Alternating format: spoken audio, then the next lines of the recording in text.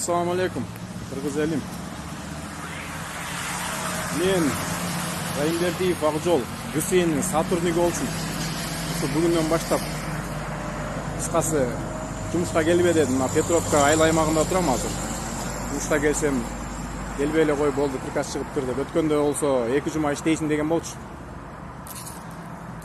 Анан ошого да видео обращение кылайын дедим, видео кайрылып. Бул күнгө чейин мен канча жолу президентке кайрылдым да, эч кандай эме болгон жок.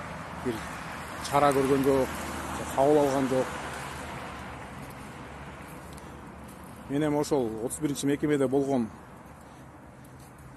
коррупционный иштер боюнча айтып чыкканым үчүн ошо видео обращение кылдым, сотрудниктерге болбойт деп мени жумуштан алып салышты да. Дагы эмнелерди чыгарган билбейм.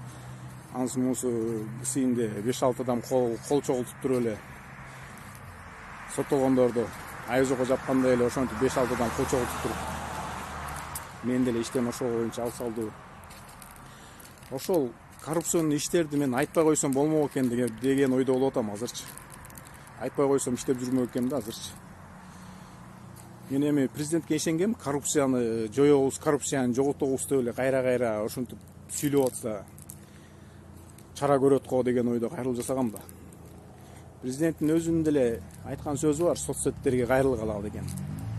Анан мен ошо соцсеттерге кайрылганым үчүн мени жумуштан алып салышты. Азыр мына мен Петровка айыл аймагында турам, азыр жумушка келип кайра кетип атам. Болду, кирбейсиң деп киргизбей коюшту. Мен ушул күнгө чейин ушул биздин президент Садыр Нуркожоевдин саясатын колдочумун да. Ошого ишенип видео обращение жасагам, ошо чара көрөбү деген ойдо. Наоборот, эч кандай чара көрүлгөн жок, мени жумуштан алып салышты. Ушул күнгө чейин колдочумун ошо саясатына. Мен өзүм лично бергем ошо. Голос өзүм голосовать эткем мен дагычы. Президент болуп шайланып атканда. Менин туугандарым да колдогон. Ошол президентке ишенип мен ошо видео обращение чыгарып, ошол үчүн мен жумуштан кетип атам. 31 мекемеде зомбулук, соттолгондорду уруп токмоктоо, өздөрү алып кирип алып, телефонду кызматкерлер өздөрү алып кирип кайра алып коюп, анан айзого жабышып 5-6 адам кол коюшуп. Бул Гүсейинде болуп келаткан эле нерсе.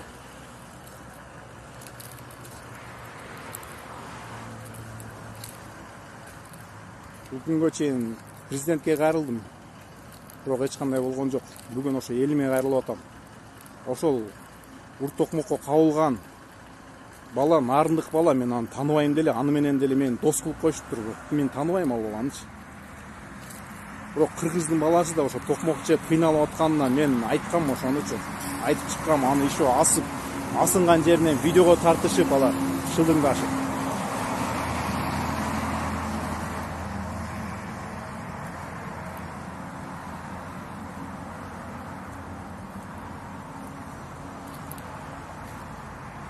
Президенттин айтуусу ушул коррупцияны жоёбуз дегеннен видео кайрылуу жасап алып, мен азырына жумуштан кетип атам да, ошону мен айтпай койсом кайра ошо жаап жашыргандар иштейт экен да, карасачы.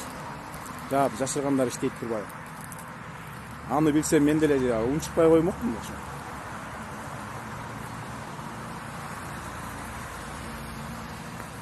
Ушул күнгө чейин колдочумун саясатынычы. Ушул күнгө чейин колдочумун. Караса андай эмес турбайбы. Бул жөн эле сөз экен да, андайча айткандачы. Жөн эле сөз турбайбы. Коррупцияны жеңебиз, коррупцияны үнтөбүз. Эч кандай, мисалы мен коррупцияны айтып чыккан үчүн жумуштан кетип атам да. Мен генерал Эгембердиевке наоборот кайрылдым ошо төрагага өзүнө кирип жүзмө-жүз сүйлөшкөндө кайра мага эметип кыйкырып ал жерден. Ошону чара көргөндүн ордуна. Мен ошо биринчи видео кайрылуу жасаганымда 2 октябрь күнү болчу. Ошонун 5 күн өтпөй мекеме жетекчи УКМК тарабынан кармалды го. Мисалы мен айтканым боюнча. Эгер мен айтканым жалган болсо, коррупция болуп, ошо коррупция менен акча алган жеринен кармалды. Аны караган жок мен айтканым боюнча. Мен видео кайрылуу жасаганым үчүн кайра мени жумуштан алып атышат. генерал Эгембердиевке кирген күнүм кайра мен ошо 27-синде генерал Эгембердиевдин өзүнүн кабылына кирген күнүм ГСНдин кызматкерлери 21-мекемеге барышып, соттолгонго айтышып, наоборот, ак жолдон ак жолго 2000 сом акча бергенмин деп жазып берип кой дегендер болду. Кайра ошол Эгембердиевке кирген күнүм.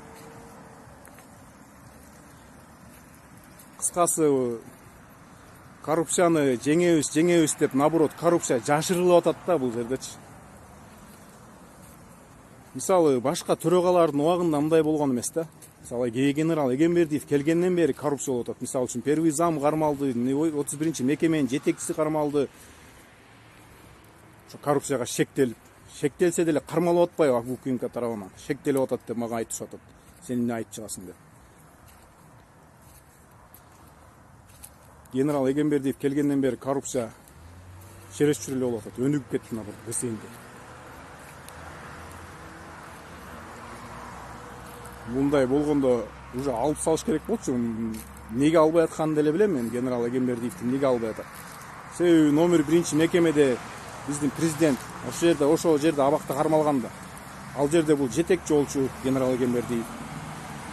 Анан зам болуп барды. Генерал Турганбаев депутатка кетип атканда кеткенден кийин төрага болуп калды ошол жерде. Генерал Турганбаевдин убагында мындай болгон эмес, мисалы. Генерал Турганбаевдин убагында поликлиника ачылды, мисалы. Иш көргөздү го генерал Турганбаев. Башка төрагалар бүт эле иштешкен. Бул генерал Турганбаевдин убагында поликлиника ачылып, ГСНдин бет маңдайыны, мурдагы генерал Турганбаев келгенче бетини карап, азыркы бетини карасаңар деле көрүнүп турат иштегендери. Бул келип алып ошо даяр нерсеге келип алып деле эчтекени карабай, наоборот, коррупцияны жаап, мени ошо коррупцияны айтып чыкканым үчүн мени жумуштан алып атат.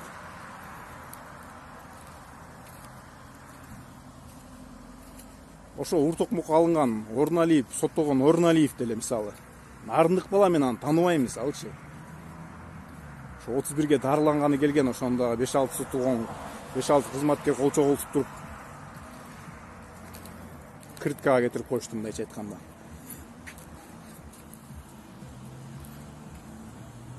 Аны деле мага телефон алып келип бер деп, аны деле менин үстүмөн жаздырган аракет кылышты. Кыскасы, коррупцияны карайбыз деп туруп эч кандай карабайт экен да. Кыскасы, мындай коррупцияны, мындайча айтканда, коррупция болуп аткан жерде көздү жумуп коюш керек экен. Айтпай элечи, ошондо иштеп жүрө берет экенсиң да, мындай жаап жашырып коюп, жаап жашыргандар иштеп жүрө берет экен. Ошо аз жаап жашырып эле иштеп жүрүшөт. А мен айтканым үчүн мени жумуштан алып салышты. Бул адилеттүүлүк жок. Мен ушул күнгө чейин президенттин саясатын колдочумун мен айтып атам бул чындыктычы. Мен ушул күндөн баштап колдобойм мен саясатыны.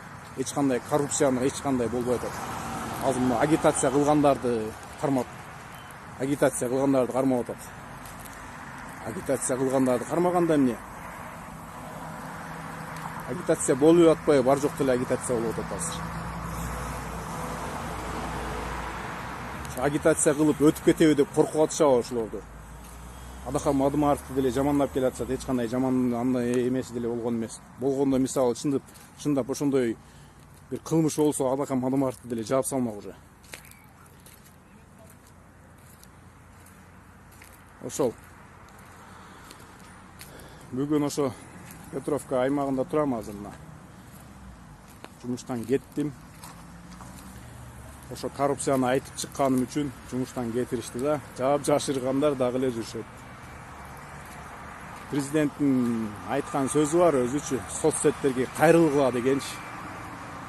Кайрылгыла деген сөзү бар. Мен соцсетке кайрылдым, мисалы. Кайрылганда эмне кылып атышат? Жумуштан алып коюп атышат. Кыскасы, коррупцияны көрсөңөр, көрбөмүшкө алып койгула да, мындан кийинчи. Көрбөмүшкө алып койбосоңор, ушундай мага окшоп жумуштан кетип каласыңар. Коррупция болуп аткан жерде көзүңөрдү жумуп тургула. Эч кандай каралбайт экен.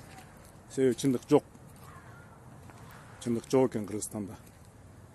Карайбыз деп айтып атышат, бирок эч кандай карабайт экен. Наоборот, ошо айтып чыккан адамды жоготуштун жолун кылат экен. Мына мени жоготту. Жумушуңар керек болсо, иштейм десеңер, коррупция болуп аткан жерде көзүңөр жумуп койгула. Ошол. Рахмат.